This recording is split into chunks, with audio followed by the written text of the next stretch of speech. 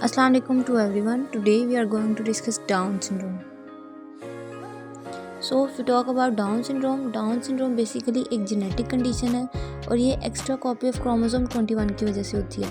Basically एक normal individual में होते हैं 46 क्रोमोसोम्स, लेकिन इस कंडीशन में एक बच्चे के पास होते हैं 47 क्रोमोसोम्स, जिसकी वजह से बच्चा डाउन सिंड्रोम की तरफ चला जाता है। और डाउन सिंड्रोम की वजह से बच्चे में डेवलपमेंटल डिलेज आते हैं, इंटेलेक्चुअल डिसेबिलिटीज़ आती हैं और इसके अलावा डिस्टिंक्ट फिजिकल फीचर्स होते हैं, जैसे कि आप पिक्चर्स में भी देख सकते हैं।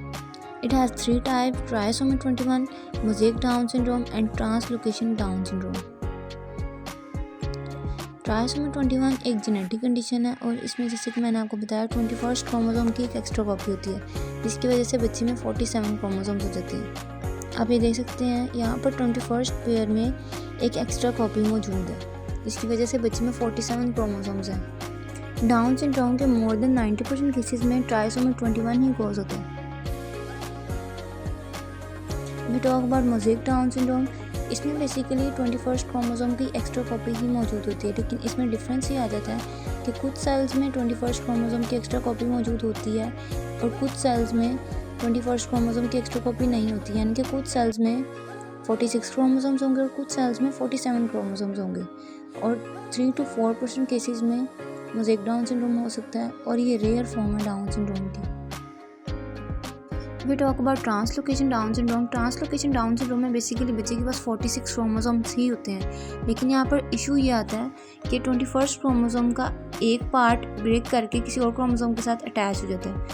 अगर मैं इसकी एग्जांपल दूँ तो हम एग्जांपल ले लेते हैं। 21st क्रोमोसोम का एक पार्ट ब्रेक हो गया, जो आप देख सकते हैं JKL DEFG, ये ब्रेक हो गया और ये अटैच हो गया किसी और क्रोमोसोम के साथ, लेट्स से 14th क्रोमोसोम के साथ, जिसकी वजह से बच्चे में आएंगी एबनॉर्मेलिटी, जिसको हम कहेंगे translocation Down syndrome.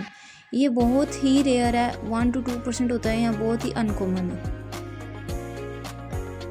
We talk about its cognitive and developmental impact. तो डाउन सिंड्रोम डायरेक्टली इम्पैक्ट करता है बच्चे की कोग्निशन पे और डेवलपमेंट पे।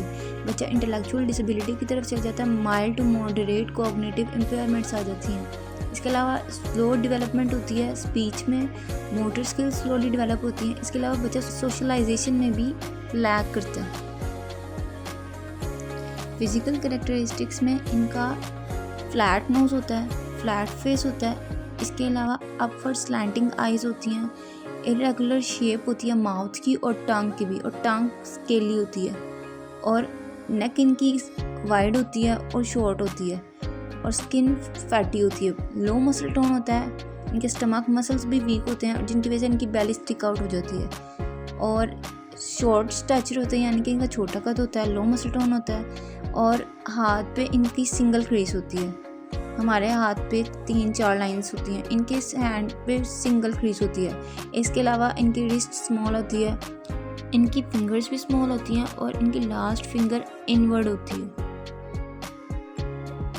इसके अलावा अगर हम इनकी फीट देखें तो वो सेपरेटेड होती है फर्स्ट और सेकंड फिंगर। इसके अलावा स्किन क्रेसेस बहुत ज़्यादा होती हैं।